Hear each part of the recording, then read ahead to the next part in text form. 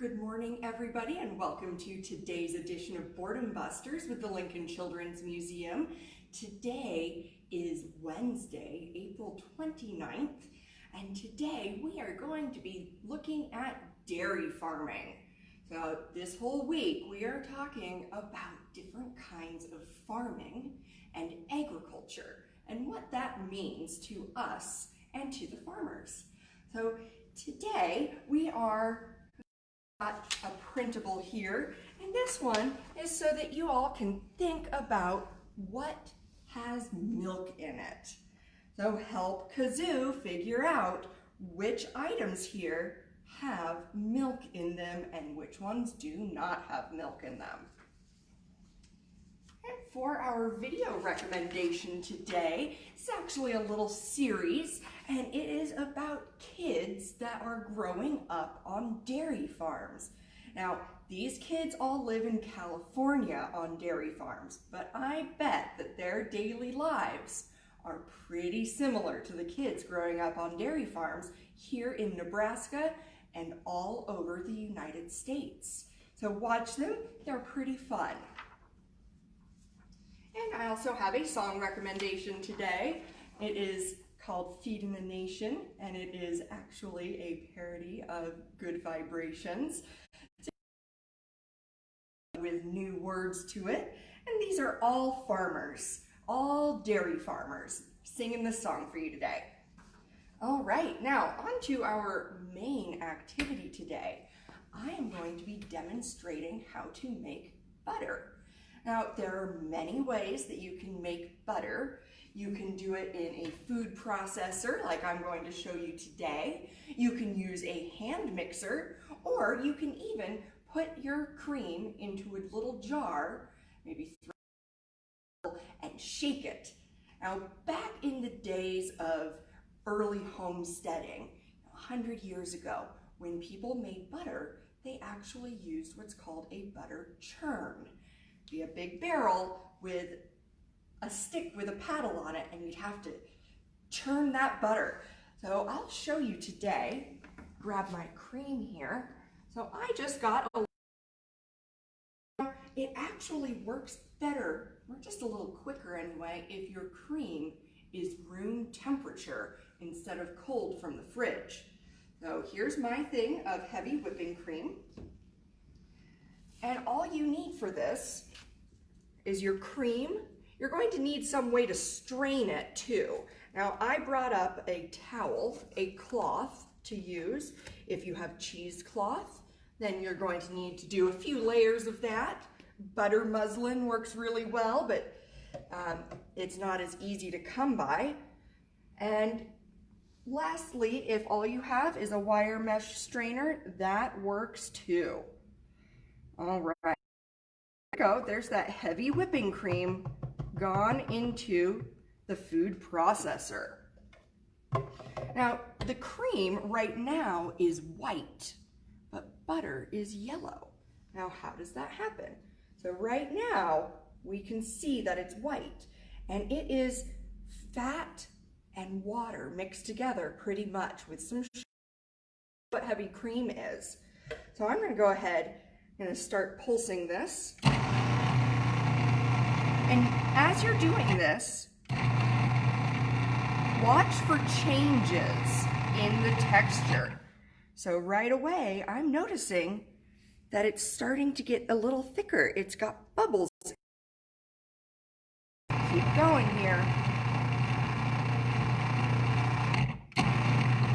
And it does take a couple of minutes. This is the fastest way though.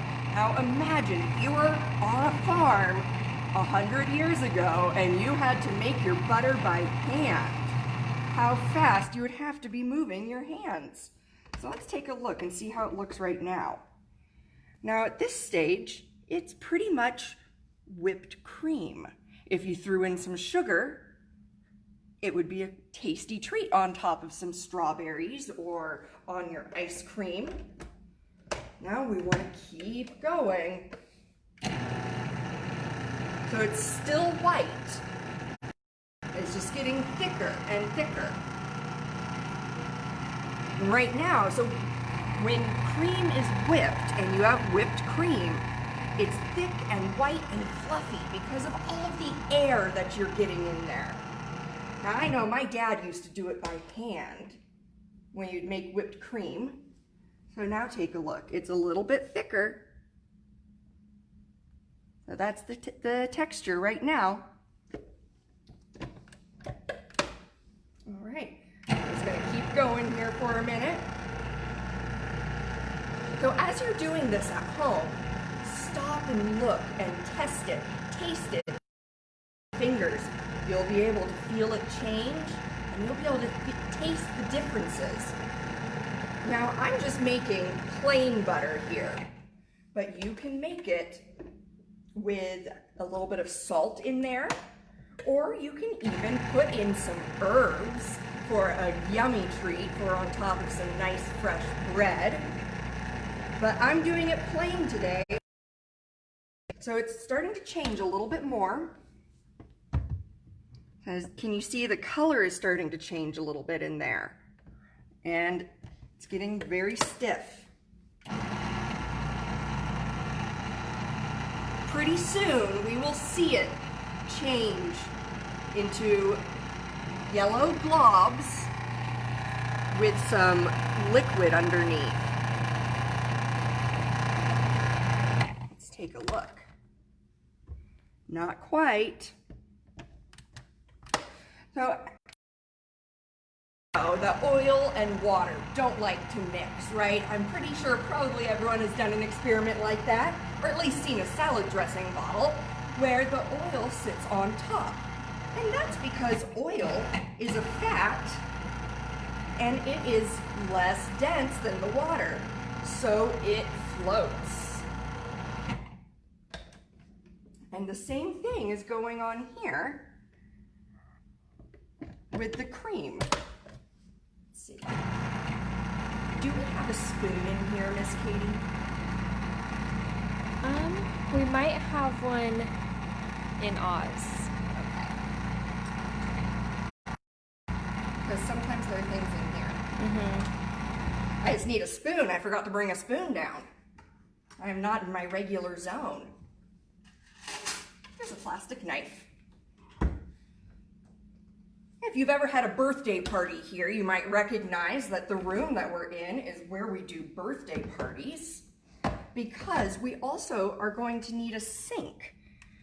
I'm just bringing this down so that it can get back down to where the blade can hit it.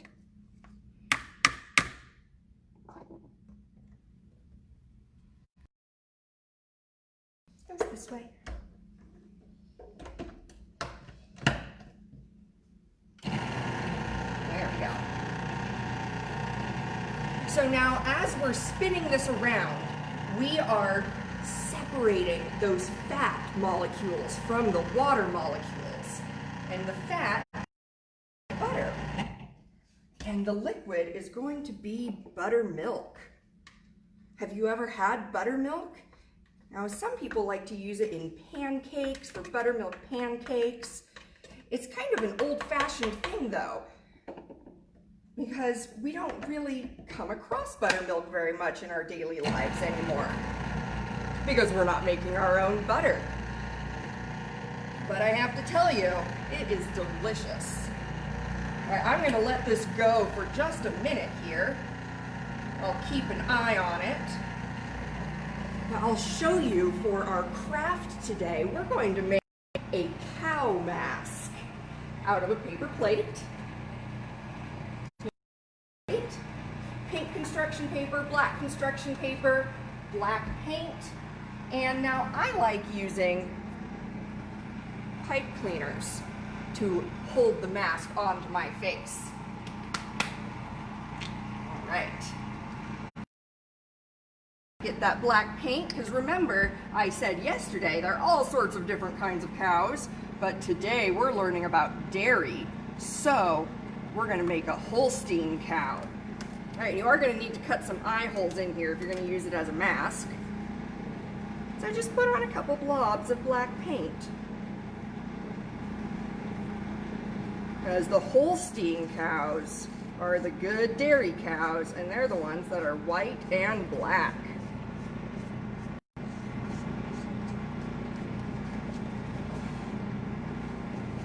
So here's my cow. He's got a couple sheep, because the girl cows are the ones that give us milk after all.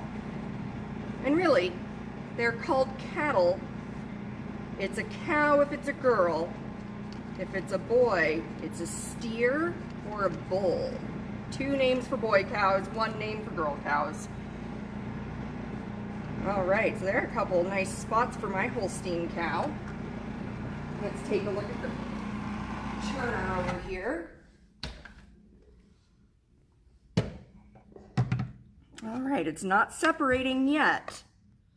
You'll know as soon as it separates. If I had a little bit more cream, a little faster, but I think because this is such a machine that it's taking a little longer. All right, turn that back on. Back over here. All right, so now you need some little ears for your cow. I'm going to cut out some ears here. There's 1 ear. And 2 ears. I'm going to tape these on.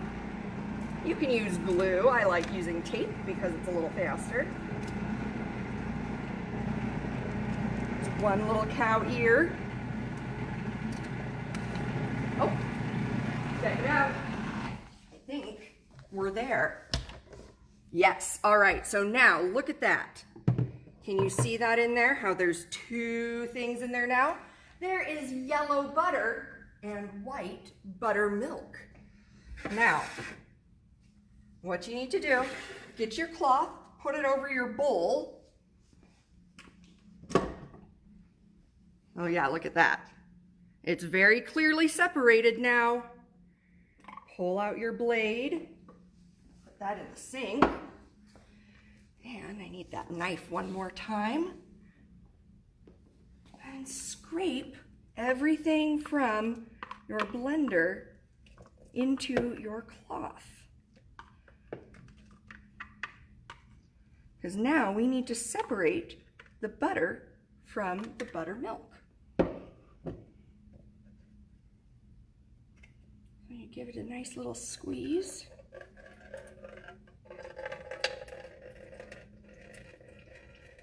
So now you've noticed that the buttermilk is white, but the butter itself is yellow. So I just want to keep squeezing.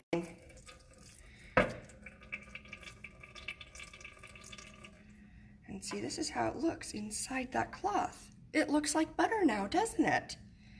Now, the reason it's yellow now is because inside of the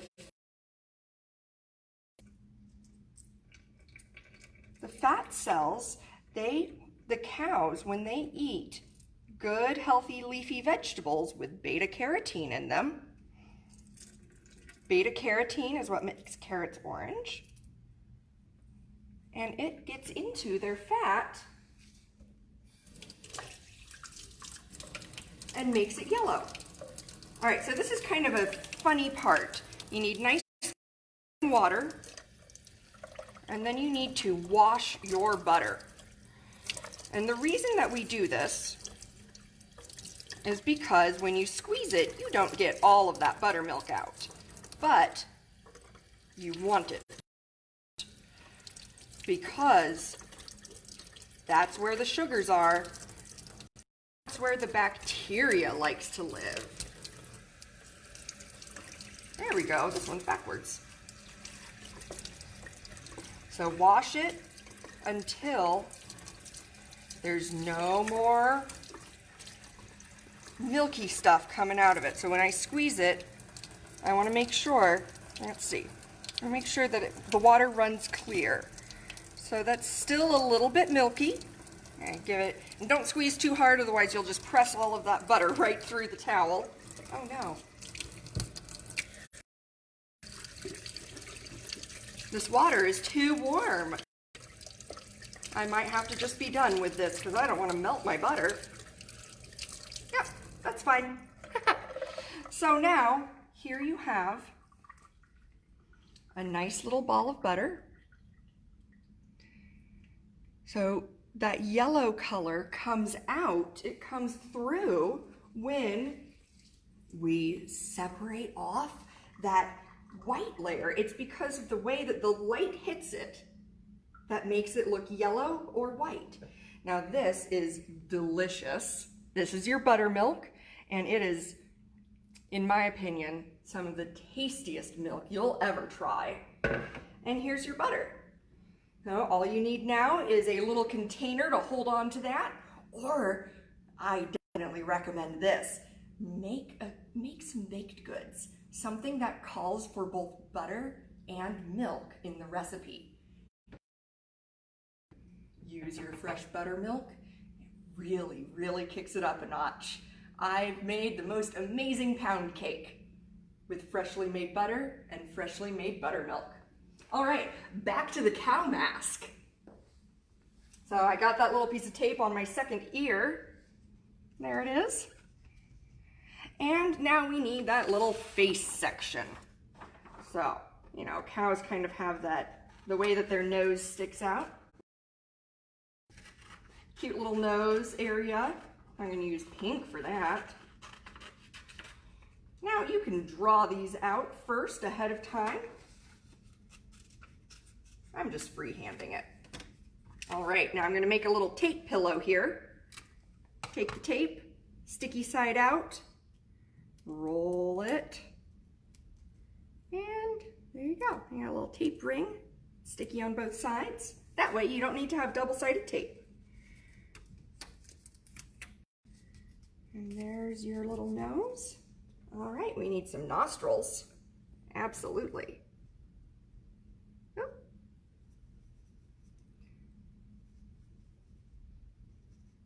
There we go. And hole puncher. So you can use elastic string, or you can use regular yarn. Anything works fine, whatever is your preference for your mask tie. But I really just like, I really like using the pipe cleaners because they're easy to put on, and then you can adjust the size. So you get your second one in.